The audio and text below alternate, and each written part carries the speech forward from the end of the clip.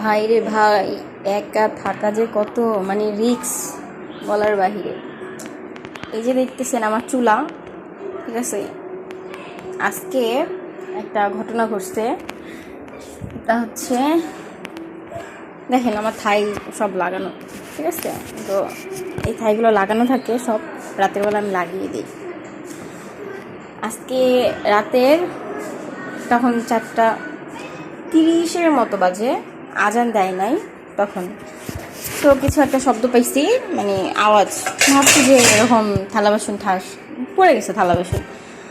সকালবেলা আমি উঠে দেখি কি, আমার এই চুলাটা আছে না, আমার এই চুলাটা, এই যে এটা এইভাবে এখানে পড়া, আর এই চুলাটা জাস্ট এই যে এইভাবে ঝুলতেছে, এভাবে ঝুলতেছে, এভাবে ঠিক এভাবে ঝুলতেছে। ঘুম থেকে ওঠা দেখে এভাবে ঝুলতেছে চুলাটা, বুঝছেন? তো ঘুম থেকে ওঠে মারে ফোন দিলাম, আমি সবার প্রথমে মারে ফোন দিছি। মারে বললাম, মা এরকম এরকম। মা বলে বড় ইঁদুর ফালাই দিছে, ইঁদুর নাকি চুলা ফালাই দিছে, ইঁদুর ফালাইছে নাইলে বিড়াল আইসে বিড়াল ফালাইছে।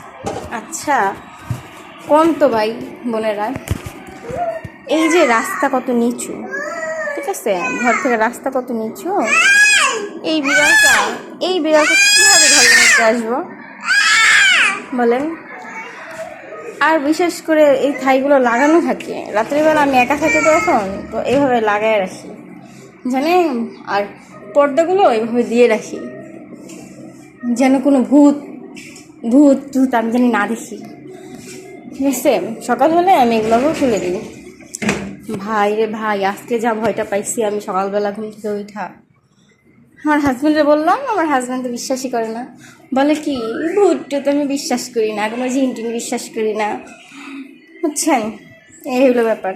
মারে বলছি, মায়ের কয় ভয় পাইস না, আমি একা কত বাসায় রয়েছি, গ্রামে রয়েছি, বলেন এই একা রুমে রাতের বেলা কি ভয়টা লাগে বলেন, কি ভয়টা লাগে যদি একটা ভূত আইসা বলে, ওরে আল্লাহ, ভাবতেই তো ভয় লাগে। একা একা থাকি ছেলে মেয়ে নিয়ে, কি একটা অবস্থা, মানে আর কিছু পায় নাই ঘরে, বিড়াল আসবো, বিড়াল আইসা যদি মানে চুলাটা ফালাই দেয়, বড় ইঁদুরও যদি ফালায়, ইঁদুরটা তো আমার কোথায় পড়বো এই ঘরের মধ্যে। অনেক ভয় পেয়েছি, সবাই আমার জন্য দোয়া করেন।